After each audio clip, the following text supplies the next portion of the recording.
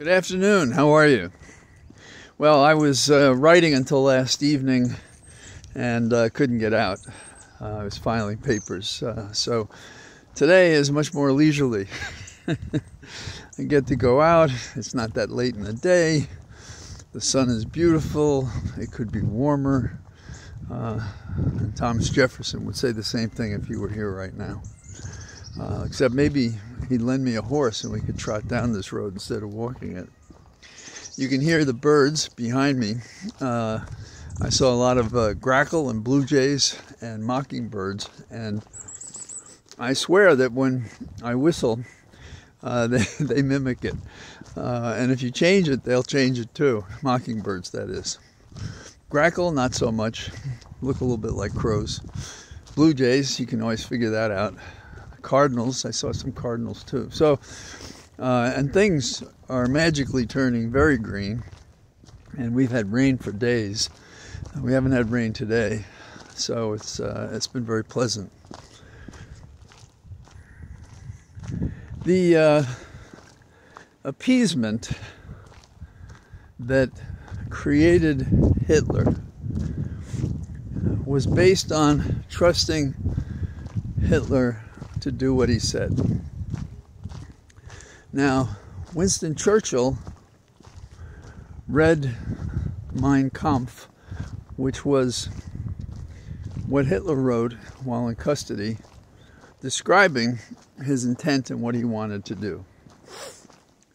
And others didn't read it.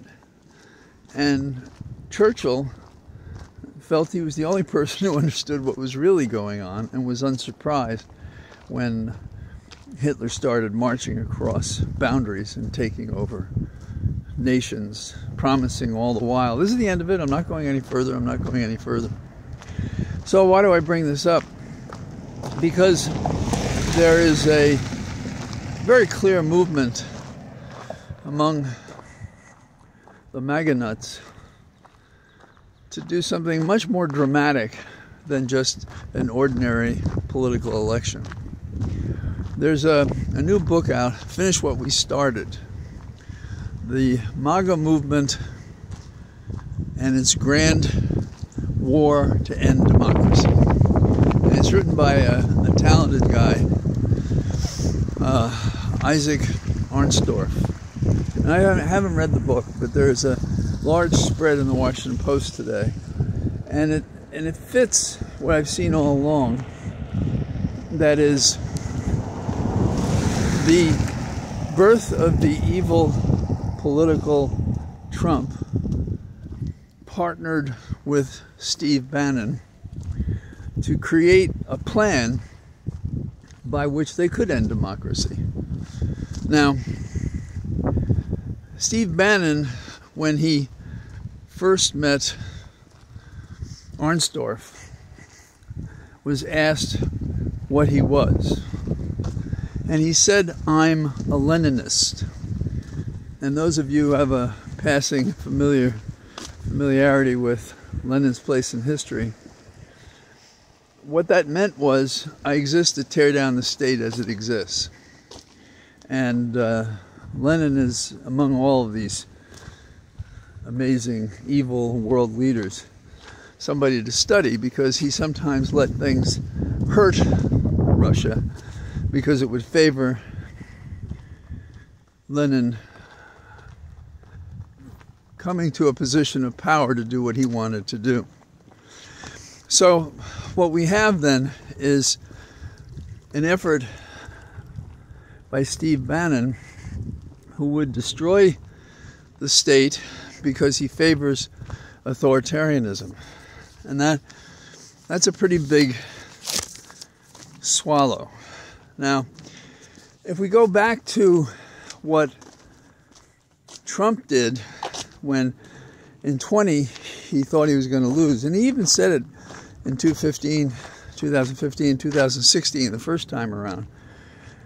And it was, oh, they're going to cheat me, they're going to steal, they're going to do this, that, and the other thing. Now, the election wasn't stolen, but that was going to be their big lie, which they'd repeat, put pressure on Republicans who dared to contradict it, and take a step toward overthrowing the government. Now, Bannon, when he saw Trump come down the escalator surrounded by thin gold furnishings, he said, "That's Hitler." And what he meant by that is that Trump, could connect with the angst that people felt. Now, some of you may have heard of Eric Hoffer. He was a stevedore who talked a lot about politics and motivating people and so forth. And he talked about TB, which are not the disease, although it's a kind of political disease. True believers. TBs are true believers. And what Hoffer explored was how these true believers were identified as followers. And, people wonder why MAGA isn't more concerned about these individual issues that are true in traditional politics, but not necessarily in revolutionary politics. And that's what Bannon is about. It's a revolution to have the power of the state without having to answer to the people in a democratic framework. So that's the real question here.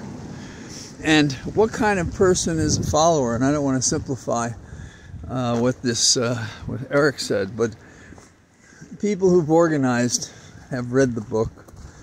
And what it is there's an emptiness. There's a vacuum. They don't want to lead. They want to follow. They are afraid of freedom. They want to be told what to do. And they will do it. Now, January 6th, the way Steve Bannon saw that was, well, it should succeed. And if it didn't, it would cripple Biden, politically speaking. And so they would be on to their next campaign. It wasn't over. And Bannon, from his war room, he heralded how this was more important than November the 3rd. This was more important than almost anything they could believe or understand politically.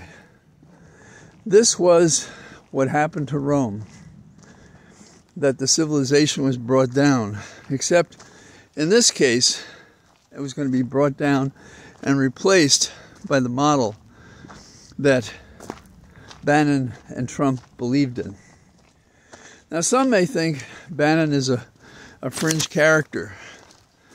What does he have to do with any of this? And all you have to do is think about how Bannon appears to be at significant points on the fringes, but who gets a pardon? He gets a pardon. Why did he get a pardon? Why would Trump give him a pardon? Was it out of loyalty? No. It was an angle. It's just like Barr, who came into the Attorney General's office, was the kind of guy that advised Bush Sr. to pardon certain people so that he would never be caught in a difficult position. I say this because now some people are back favoring Barr. They miss the point, because somebody says something critical of a person that's not worth the time of day but is as dangerous as hell, that you shouldn't forget who they are. That's how Barr got into that job as AG. And we have to keep in mind who our enemies are. So what's the point of talking about all this? It is that not necessarily do you need to read this book, but you have to know it's not over. And you have to know, and I don't mean you and I mean our so-called political leaders have to know that this is the real game. This is what's going on. And that all across America, it would not be uncommon to see layers upon layers of coercion, and worse. Now, it's not accidental when Trump is talking about bloodthirsty. It's not accidental when he's talking what's happening at the border. It's not accidental when he says, oh, if we're not careful here, this would be our last election. What is he talking about? He probably already believes that it is unlikely, with all the junk he has to run through, that he can do this without violence. And so that's something to keep in mind. This is a real revolution. January 6th was the beginning. And if you want to take it the next step, why else would a candidate for president be talking about pardoning those who were involved on January the 6th? So, some could say this was a conspiracy theory if it wasn't so obviously true, given the full-throated disclosures by Bannon, Trump on the hustings, the reports we've been getting, and the things they all say. But we will still have commentators saying, well, doesn't he understand? Yes, he does understand. He understands exactly what he's doing.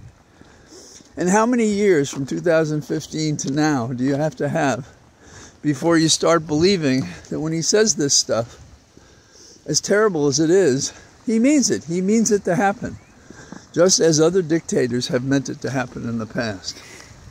So, there are other things going on, of course.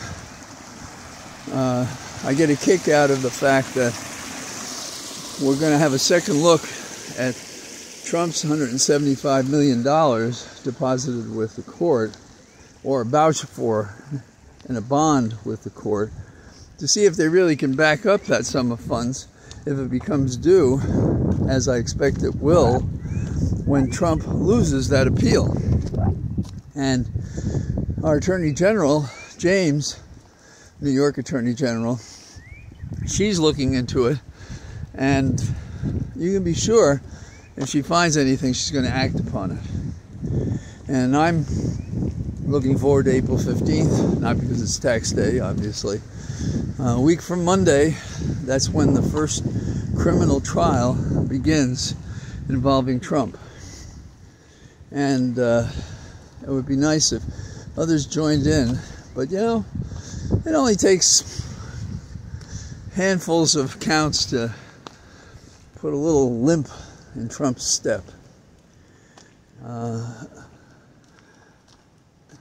Keep in mind, going back to the Bannon thing, Bannon thought they had clear sailing to either send this back to the states in January 6th, or to have a vote in the House broken up by states which would have favored Trump. It didn't happen. A lot of people were arrested. Trump wasn't on the wrong end of a prosecution quick enough. That's because of our worthless Attorney General. So it didn't work before. And when violence comes, if it should, because that's what they want, I feel a lot better having Biden in charge of our military and cooperating with the various states that may be required to respond to a crazed effort of this latter-day Lenin, Bannon, and his foil, Trump. And Bannon thinks that you have to be able to write and speak to pull off the kind of revolution that Hitler did. And he believes that Trump is that voice. We have to teach him, and we'll teach him otherwise. So, that's what I got. And it's really a kick being on the Cathedral of Trees, since there's so much green out here. Really like it. Take care. Bye-bye.